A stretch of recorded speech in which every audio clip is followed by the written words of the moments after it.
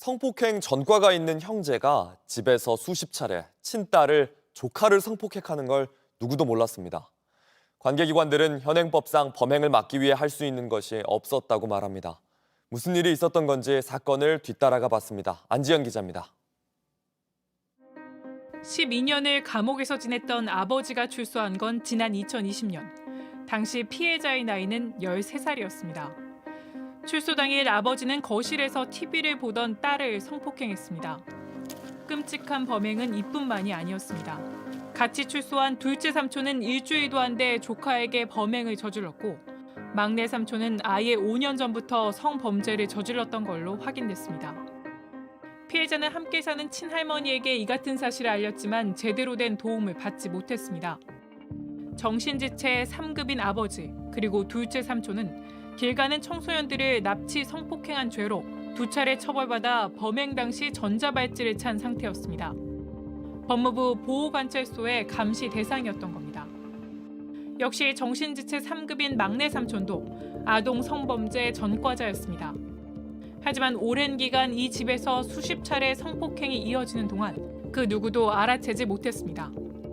삼형제의 범죄는 담임교사가 피해자를 다른 일로 상담하다 이 같은 사실을 알게 돼 지난해 경찰에 신고하며 세상에 드러났습니다.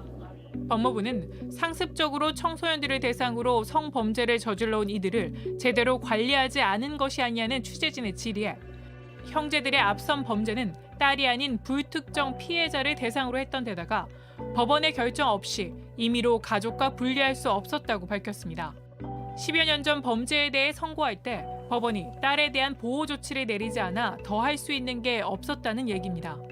수사를 담당했던 한 관계자는 취재진에 성범죄자의 거주지를 제한하는 법이 통과되더라도 범죄자 가족인 이 아이는 보호받을 수 없었던 상황이라며 안타까움을 표현했습니다. 피해 지원을 담당했던 지자체 관계자도 장기적으로 피해자를 지원할 수 있는 곳을 찾는 것이 급선무였다고 했습니다. 전자발찌만 끼웠다고 해서 재발 방지가 될 것이라고 봤다면 그건 되게 사회가 안이한 태도였다. 그래서 이 사건에 대해서는 전반적인 걸 한번 사례 부검을 해봐야 된다. 한편 검찰은 세 형제에 대해 전문의 감정 결과 성충동 조절 능력이 낮다며 약물 치료를 법원에 요청했지만 재판부는 이에 대해 형이 길고 출소 후 보호 관찰도 받는다는 이유 등으로 기각했습니다. 앞서 1심 재판부도 범죄가 불특정 다수가 아닌 딸 한 명에게 이루어진 만큼 딸과 분리되면 재범 위험성이 줄어들 여지가 있다며 역시 이를 기각했습니다. 아버지는 최근 대법원에서 징역 22년이 확정됐고 둘째와 셋째 삼촌은 각각 징역 20년과 15년형을 받았습니다. 피해자인 딸은 현재 할머니와 떨어져 보호기관에서 지내고 있는 걸로 파악됐습니다. JTBC 안지연입니다.